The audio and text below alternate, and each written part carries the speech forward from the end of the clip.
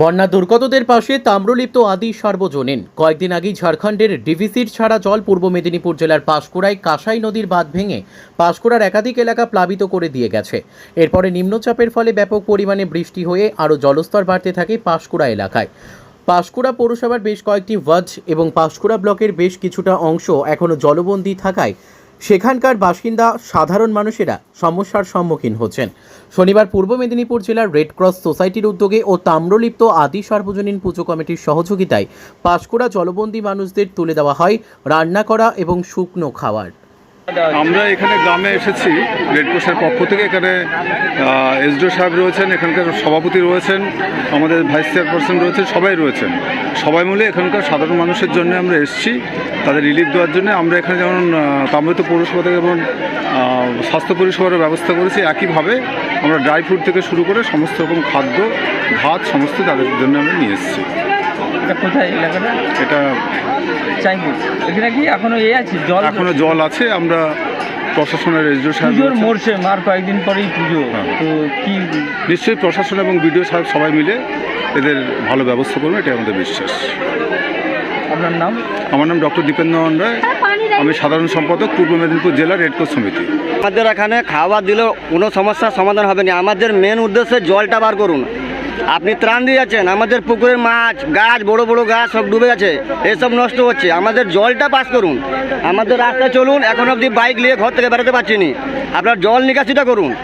জল এখনোই জমে এখনো অবধি জল। আপনারা চলুন না, ওখানে চলুন। ঘর থেকে লোক মানুষ বেরোতে পারছে না। জলটাই মেন, আমাদের ত্রাণের দরকার নয়, জলটা পাস করান। প্রশাসন কি বলছে? প্রশাসন বলছে চলছে, কাজ চলছে। আমাদের চাষবাস টোটালটাই বন্ধ হচ্ছে। আপনারা জলটাই বার করুন, আমাদের একটাই উদ্দেশ্য জলটা বার করুন। কোন জায়গা? এটা চাকদহ খণ্ডকোলা অঞ্চলের অন্তর্গত পাঁশকুড়া থানা। আপনার নাম? আমার নাম এসকে জানে আলম। এলাকা এখনও প্রচুর জলমগ্ন, যেটা ছিল একটু কমেছে, কেন খালগুলো পরিষ্কারের পথে চলছে। আমরা দ্রুতকারে বলেছি প্রশাসনিককে যাতে আরও কাজগুলো দ্রুতকারে হয়, যাতে আমাদের খালগুলো আরও পরিষ্কার হয়। এলাকাবাসীরা খুব জলমগ্ন ছিল, তাই তমলুক পৌরসভা থেকে এনারা এসেছেন ত্রাণ দিতে। ওনারা খাওয়ার, মেডিসিন, জল, নানান ধরনের জিনিস বাচ্চাদের নিয়ে এসেছে। তাই আমরা ওনাদের দিকে সহযোগিতা করছি, যাতে এলাকার মানুষরা আরও ভালোভাবে পায় এবং প্রত্যেক মানুষ পায়, কেন সবই তো জলমগ্ন। আর এখানে আমাদের ক্যাম্প চলছে, ত্রাণের ক্যাম্প এখনও হয়তো চলবে।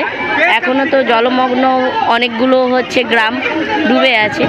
তাই আমরা দেখছি যে কিভাবে কি আরও সহযোগিতা করা যায়। হ্যাঁ, সামনে পুজো, যাতে মানুষ আরও পুজোয় আনন্দ করতে পারে, কেন বন্যার জলে ভীষণ জলমগ্ন হয়ে গিয়েছিল।